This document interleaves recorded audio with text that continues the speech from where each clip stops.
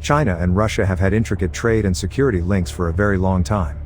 From the Soviet era to the present, these two nations have formed strategic alliances to further their respective military and economic objectives. Furthermore, as both China and Russia have grown more conscious of their impact and power on the world stage, their partnership has strengthened over the past several years.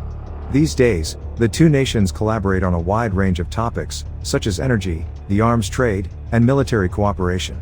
They are also up against fresh difficulties like the shifting geopolitical dynamics in Asia, the terrorism threat, and the emergence of new technology.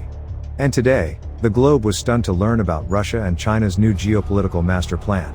In the next several days, U.S. Secretary of State Antony Blinken was expected in Beijing. This would have been the U.S. Secretary of State's first trip to China since 2018. However, because of recent occurrences, the trip has been cancelled. A year ago, when Chinese President Xi Jinping cordially greeted Russian President Vladimir Putin for the opening of the Beijing Olympics, Beijing was a very different place. Following discussions and a supper, the two leaders announced a no-limits alliance between their nations. But a few weeks later, the Russian military invaded Ukraine, resulting in massive destruction and a humanitarian crisis. Moreover, Chinese officials repeated the Kremlin's assertions that NATO was to blame for the war rather than denouncing Moscow. The ties with both Europe and the US were further harmed by this. It would not have been a coincidence if there had been a Blinken visit with the occurrences of the previous year. The US and China have had a tense relationship for many years due to disagreements about trade and human rights. Thus, the US Secretary of State's visit would have been a momentous occasion in the history of the US-China relationship. And this would have been the opportunity for the two countries to collaborate and try to sort out their disagreements. In addition, China is changing its approach to international relations in an effort to mend fences with Western nations. Beijing's tone in diplomatic circles has softened as a result of its recognition of the need to stabilize its foreign relations. In addition, China is anticipated to highlight its position on impartiality and peace in upcoming meetings with leaders from the US and Europe. A more thorough analysis of China's recent activities, however, tells a different tale. And despite the disparities in perception from this time last year, China has persisted in strengthening its ties with Russia by means of yearly commerce, diplomatic visits, and cooperative military drills. China and Russia's no-limits alliance has been getting stronger recently. Indeed, it is seen as essential to China's core objectives of preserving national security and resisting the US-led international system.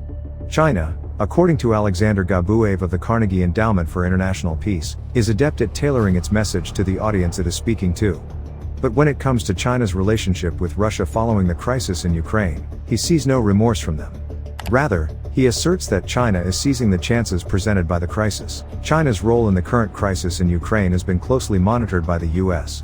However, despite repeated warnings from the US government, there is no hard proof that China has given Russia deadly assistance. Furthermore, the US has lately voiced concerns regarding information that suggests non-lethal weaponry was sold to Russia by state-owned Chinese enterprises. Due to their ties to the conflict, a few Chinese corporations have been included to US blacklists.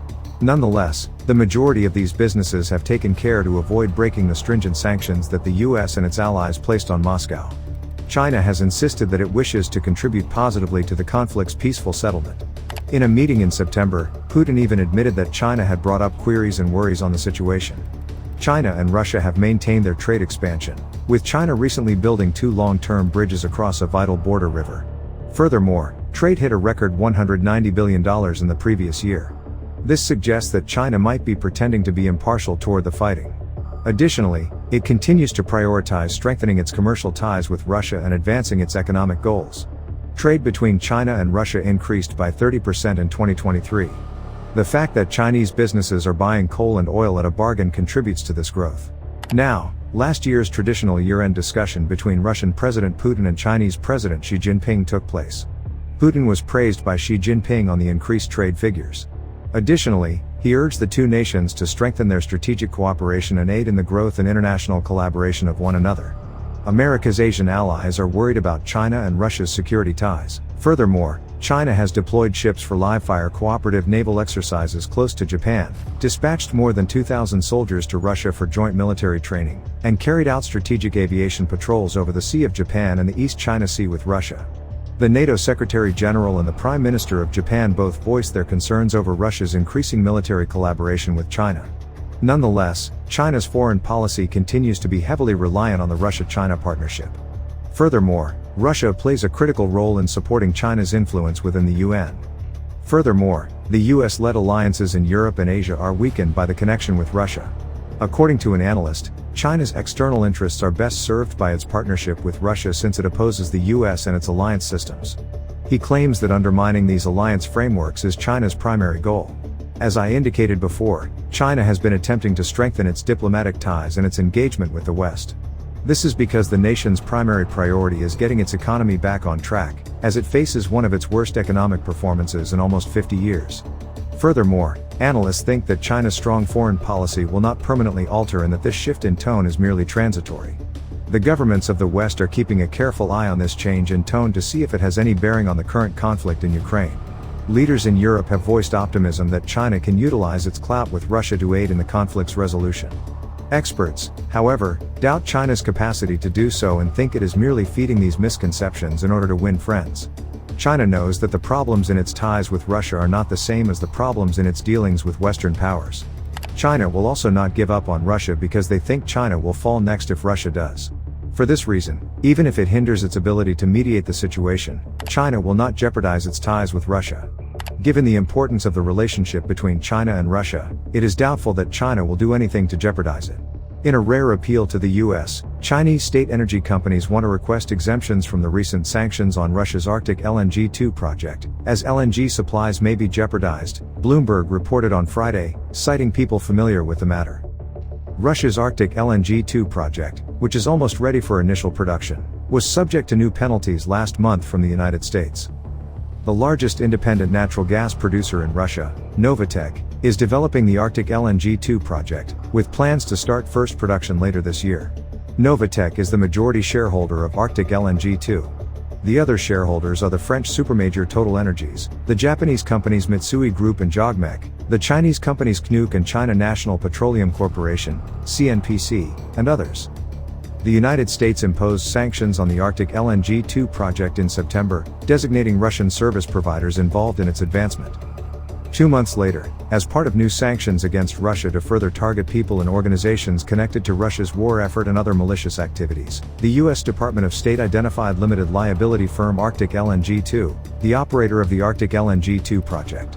Russia's second major LNG project, worth $25 billion, is called Arctic LNG 2. As of January 31, 2024, all associated transactions are prohibited by the new U.S. sanctions unless a special permission from OFAC is obtained.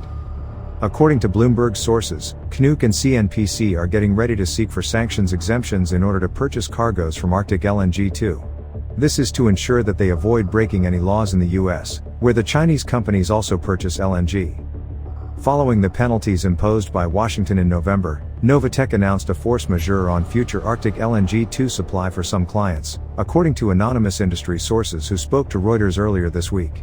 For the world's largest buyer of LNG and crude oil, China would be the first to request an exemption from sanctions. China has continued receiving oil from Russia, Iran, and Venezuela despite Western sanctions against their exports. What are your thoughts on China and Russia partnership? Let me know down below. If you want to continue to learn about business investing and financial education, we have got this video waiting on the screen for you to check out. Don't forget to give this video a like and subscribe for more videos like this. Thank you so much for watching and I'll see you in the next one.